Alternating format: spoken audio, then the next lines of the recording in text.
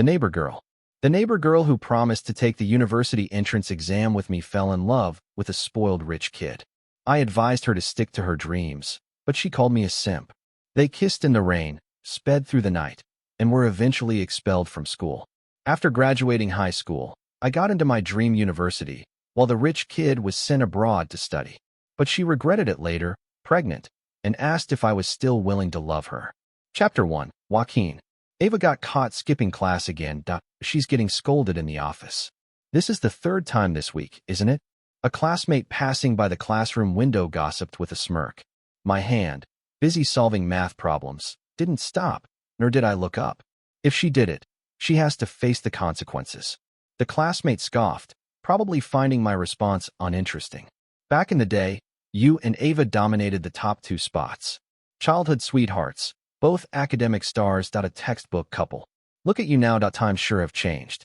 I ignored his wistful and exaggerated tone, finishing the final result. When someone knocked on my desk, I looked up to see a girl frowning slightly. The math teacher wants to see you in the office. It must be about the recent competition results. I nodded, closed my pen cap, and before leaving, glanced at the boy leaning on the windowsill. Ava and I were never together. Yeah, sure. Everyone knows she's Nate's girlfriend now. She's got it made, living off her looks. The rest of us still have to struggle with studying. If only I were a woman. His voice faded as I walked away. Pushing open the office door, the first thing I saw was Ava standing in front of the homeroom teacher's desk, getting scolded. Her once shoulder-length hair had grown out, styled in fashionable curls, and her ears, which had no piercings before, now sported shiny diamond studs. I heard they were a gift from Nate. Ava didn't have pierced ears. She got them just for those earrings. She frowned slightly, showing no hint of remorse in her eyes. Seeing me, the homeroom teacher's stern face lit up with a smile. Joaquin, here to see the math teacher? Maybe she heard my name, because Ava turned her head. It had been a long time since I last saw her. Her face, which used to be plain, was now artfully made up, covering any trace of her former self. I snapped out of it and nodded at the homeroom teacher. Yes. The middle-aged woman smiled, the wrinkles at the corners of her eyes filled with joy. You won first place again in the math competition. The math teacher couldn't be happier. Relief washed over me as I finally relaxed. First place, although I had been confident, hearing the official results still filled me with uncontrollable joy. Great. Now I'm one step closer to my dream school. As I walked past Ava, I caught a whiff of the sweet, overpowering scent of her perfume. I couldn't help but sneeze. Her flower-like face paled slightly. Come here, Joaquin. The award certificate for the competition is ready. Take it home and make your parents proud. The math teacher closed his water bottle, pulled the certificate from the drawer, and handed it to me. I couldn't stop smiling as the other teachers in the office praised me, but my mind drifted back to Ava. Ava, look at Joaquin and then look at yourself. You used to be neck and neck in school, just 1 point apart for 2 years. You both pushed each other to excel. What have you become now? High school is the most important time of your life. I don't want you to have regrets. Nate's family is one thing, but what do you have? He has a safety net, do you? Why that look? Do you remember the dreams you had when you first came to school? You. The homeroom teacher's words were cut short because Nate, the one with the safety net, was now leaning lazily against the office door. Teacher, are you done?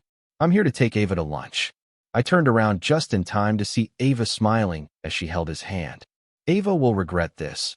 Even the math teacher couldn't help but sigh. Will she? Ava told me she never would. Chapter 2. Ava and I had known each other since childhood, born almost at the same time in the same hospital, living next door to each other, practically inseparable. As we grew older, competing in academics became our routine, pushing each other to greater heights. We always ranked among the top students. Who ranked first or second depended on how well we performed in each exam. At 16, both Ava and I were admitted to this prestigious city high school. At the beginning of our first year, she stood by my side, the wind blowing through the strands of hair at the nape of her neck, revealing patches of fair skin. She smiled, turning to look at me. Joaquin, I heard that students from this school get into prestigious university name every year. 3 years from now, we'll be among them, right?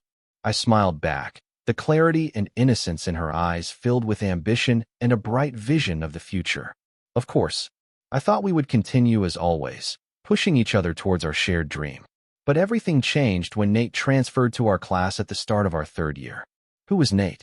He was rich, good-looking, and had the kind of charm that made him the center of attention.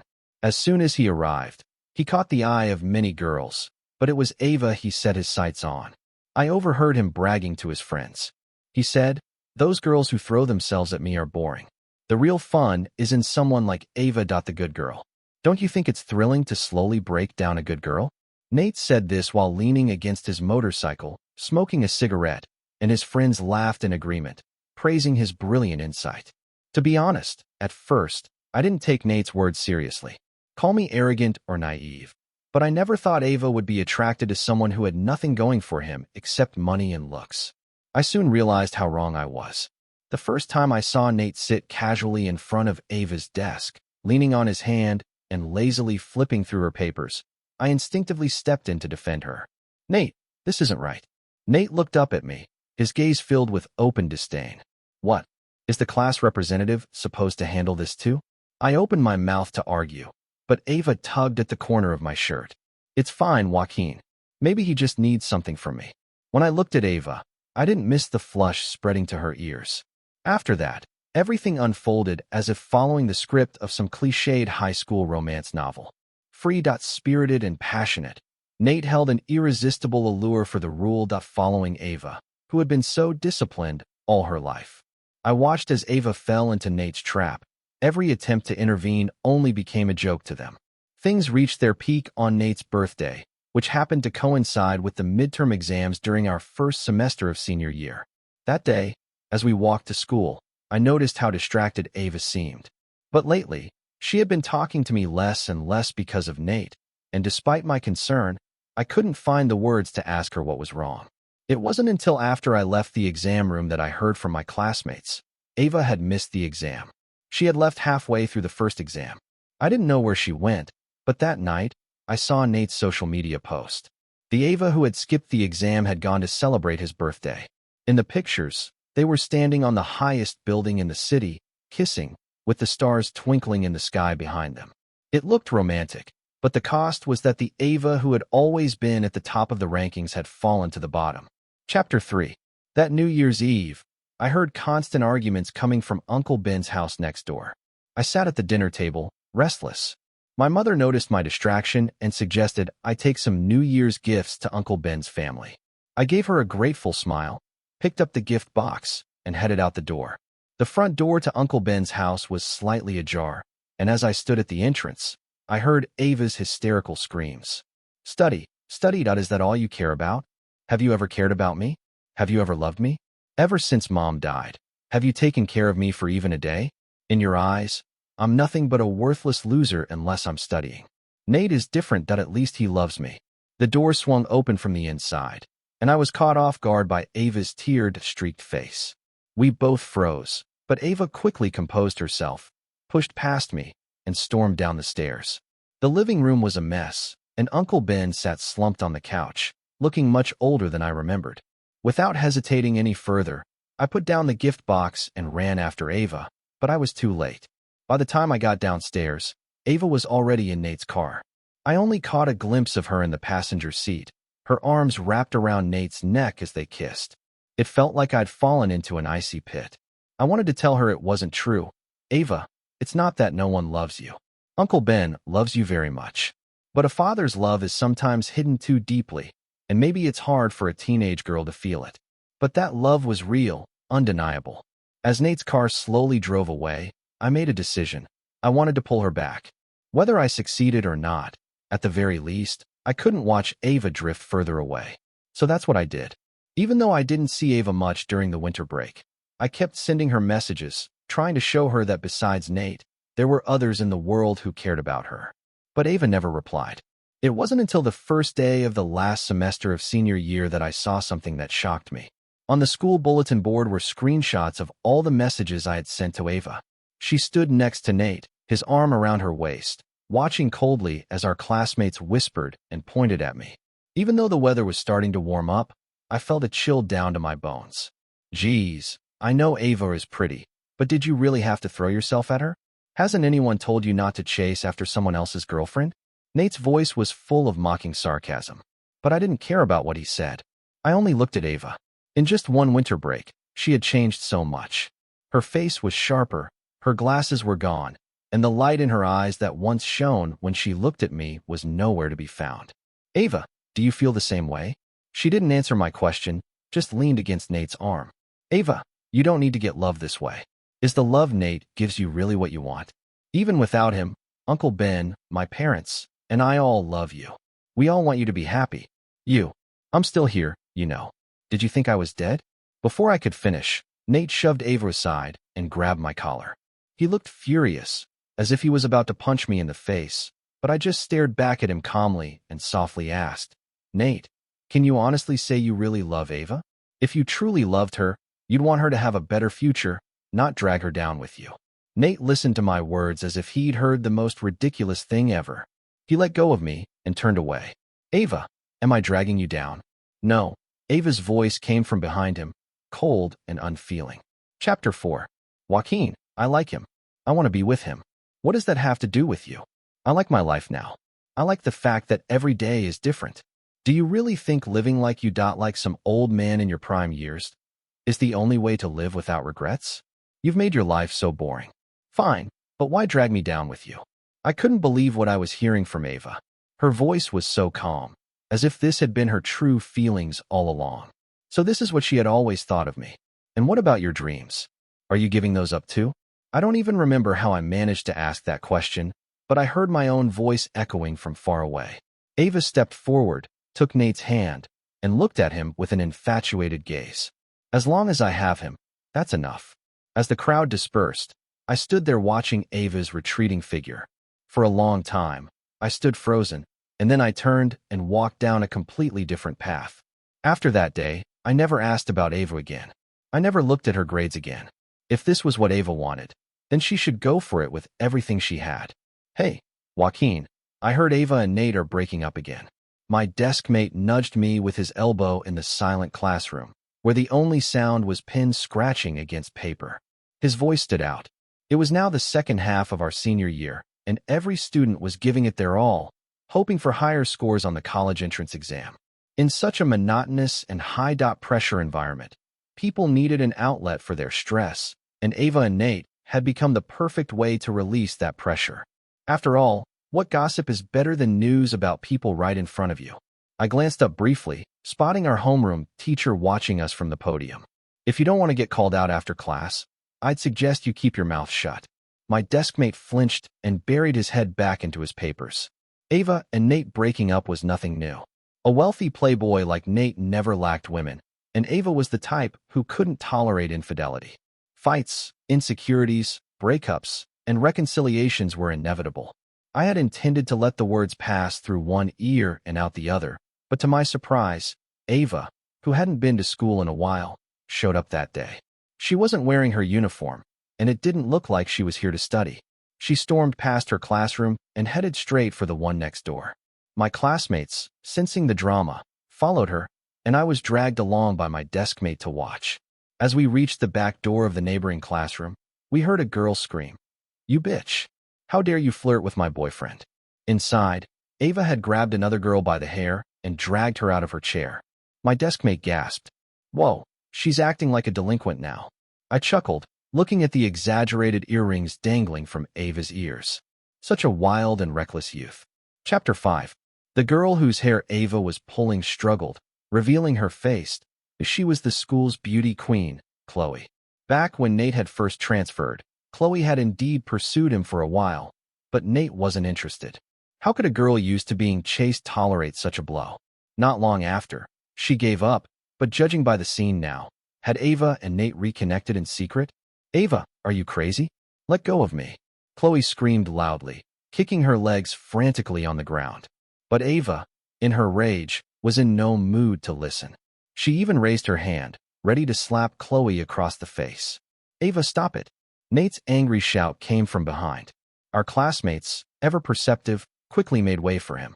I too was dragged by my deskmate into the crowd, watching as Nate marched toward Ava and pulled her away from Chloe. Ava's eyes widened in shock, staring at him with tears shimmering in her eyes. Nate, you're yelling at me for her? Ava, haven't you had enough? Is there anyone else but you by my side? Come on, don't embarrass yourself here. Let's go down. I'll buy you that bag you wanted, okay? Nate spoke gently, wiping the tears from Ava's face, but she shoved his hand away. Without a word, Ava ran outside, and Nate chased after her. The crowd quickly moved to the railings to witness what happened next. Through the endless curtain of rain, we saw Ava running ahead, Nate chasing her Dot, and then the two of them embracing tightly in the downpour. Ava pushed him, but he refused to let go. Then he cupped her face and kissed her. The crowd erupted in gasps of astonishment.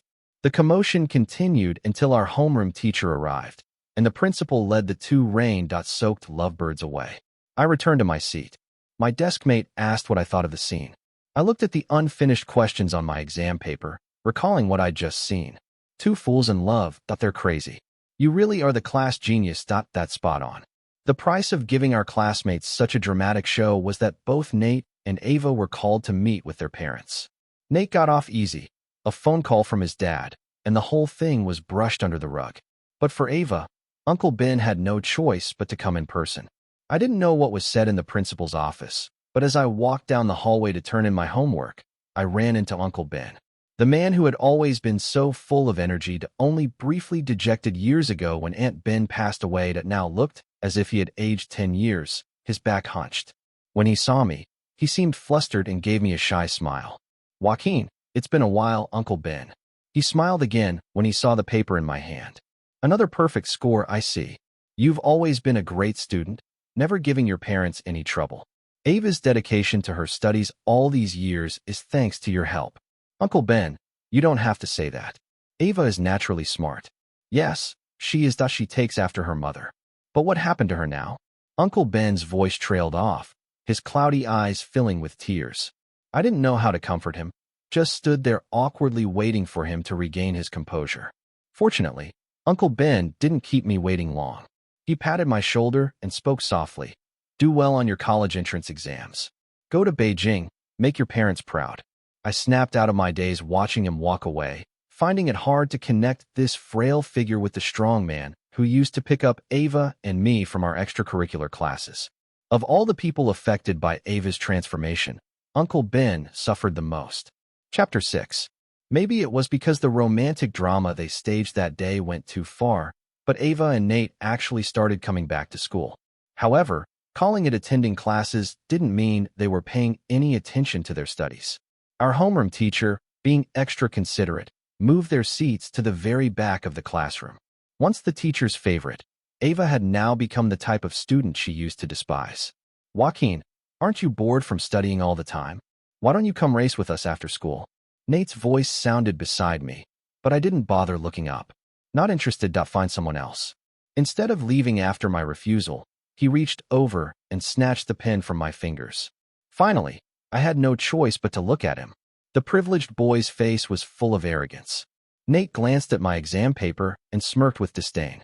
What's the point of being good at school? You'll still end up working for my family's company. Joaquin, even if I'm a waste of space, I'm the kind of waste you'll never be able to reach. They all call you a genius, a top student. But so what? In the end, I'm still better than you. I sat there listening to Nate's arrogant speech, not responding until he noticed my gaze and frowned. What's that look for? Nothing.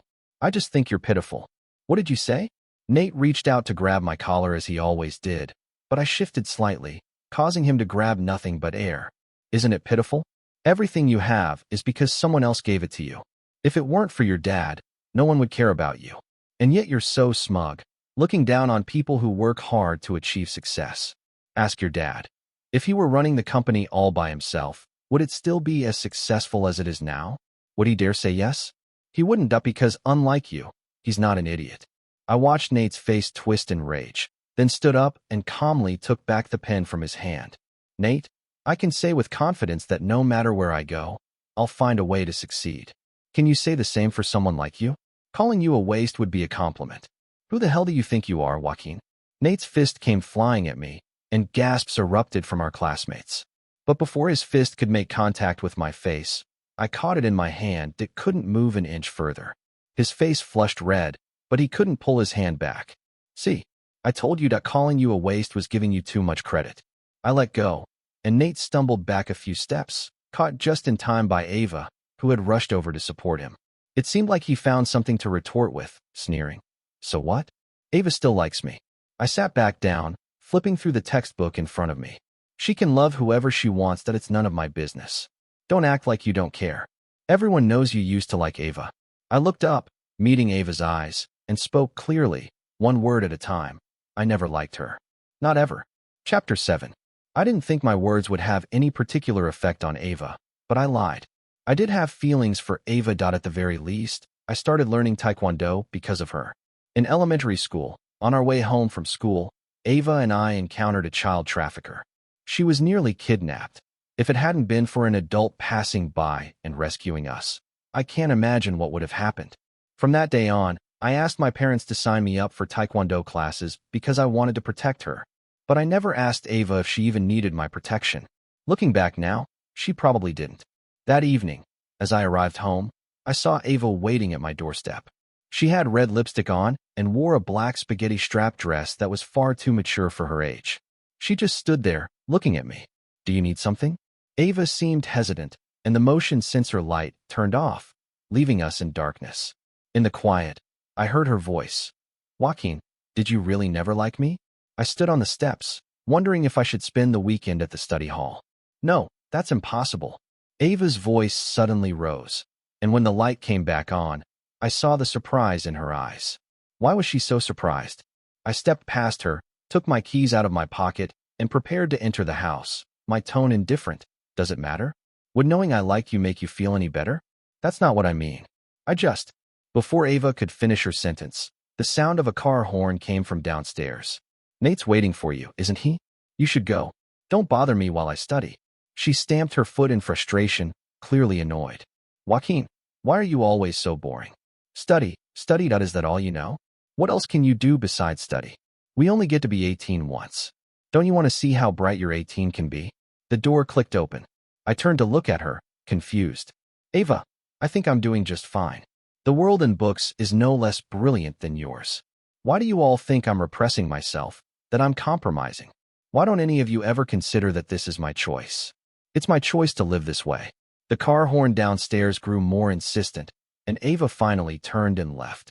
I couldn't help asking, have you thought about it? What will you do if you can't get into college? I have Nate. Her figure grew smaller and smaller, fading into the darkness. But Ava was wrong. The only thing we can truly rely on is ourselves. Chapter 8. June. The heat of summer and the time when all senior students fight their final battle.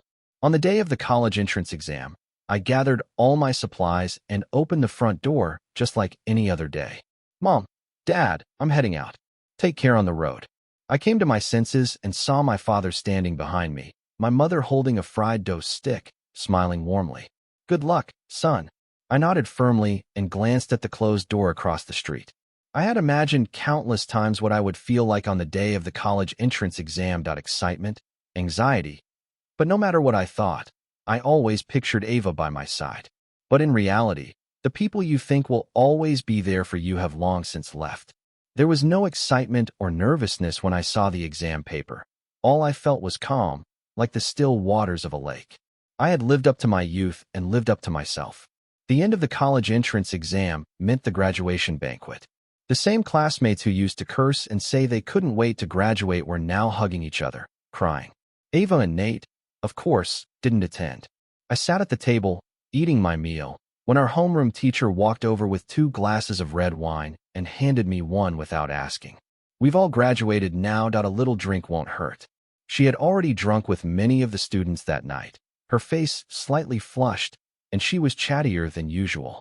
I still remember when you and Ava first walked in together on the first day of freshman year.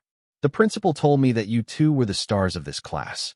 I thought, wow, a boy and a girl, the main characters of a novel, have come to my classroom. I was worried that you two would develop some inappropriate feelings during high school. Who would have thought you'd both focus solely on your studies?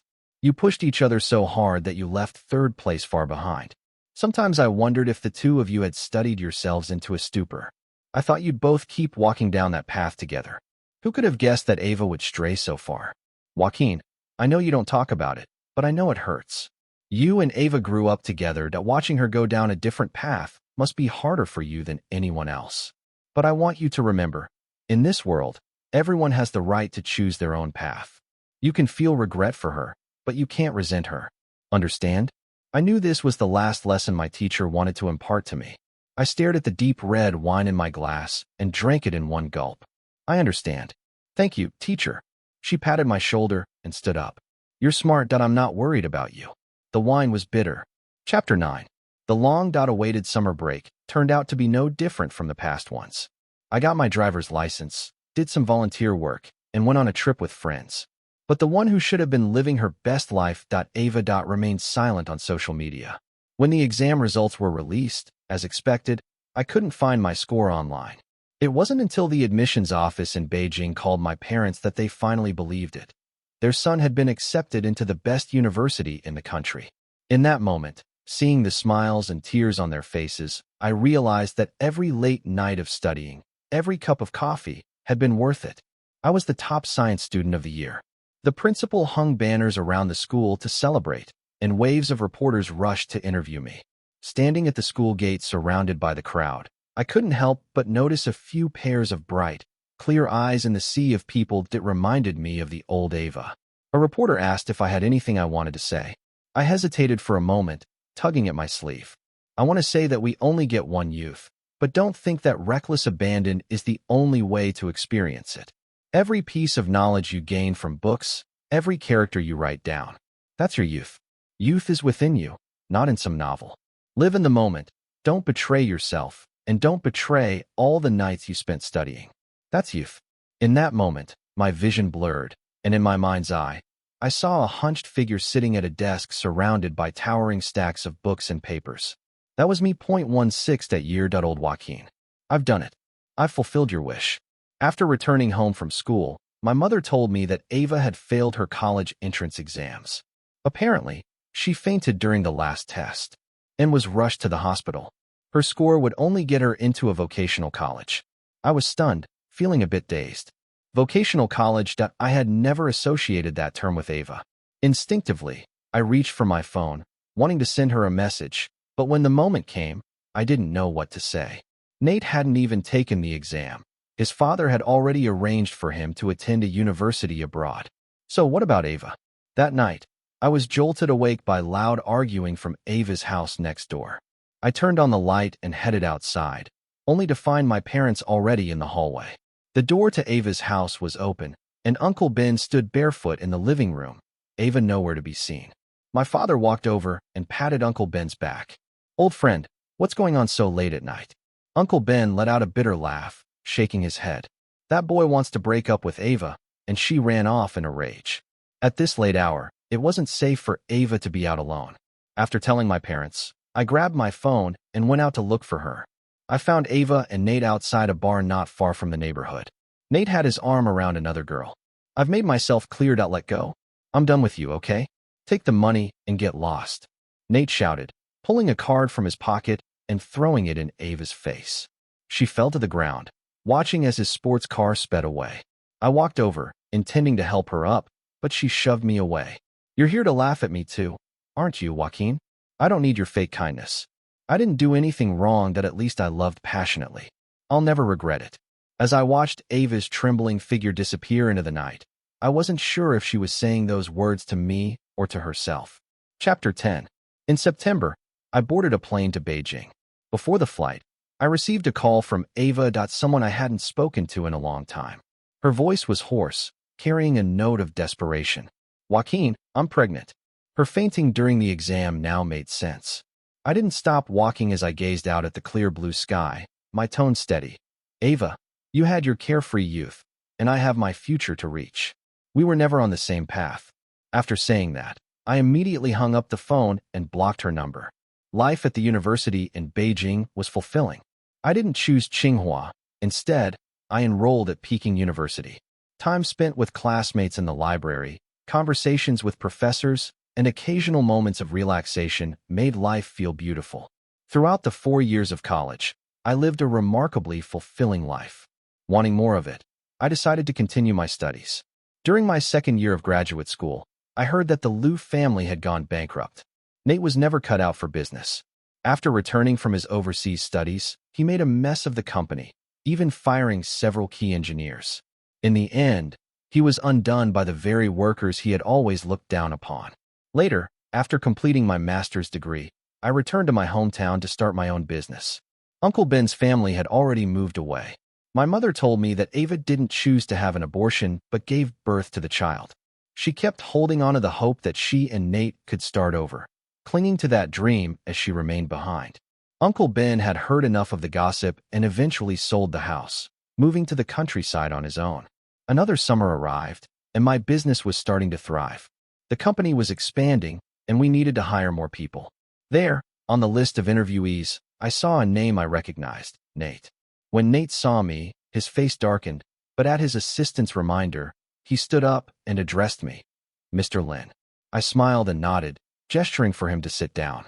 The interview lasted barely 2 minutes before I realized Nate had nothing substantial to offer. He was entirely unqualified. Predictably, he didn't make the cut. As I watched him leave, my assistant whispered to me, gossiping. I heard he used to be the young master of the Liu family. After the bankruptcy, he's had a tough time, with a kid and an uneducated wife to support. Life sure is unpredictable. So Ava did get what she wanted after all. I sipped my tea and continued reviewing the resumes in front of me. Yes, I thought, life is full of surprises. My assistant pointed to 2 more resumes. These 2, bossed, they're fresh graduates, don't have much experience. If we don't hire them and no one else does, how will they ever get experience? I paused, then smiled. People need someone to hold an umbrella for them every now and then.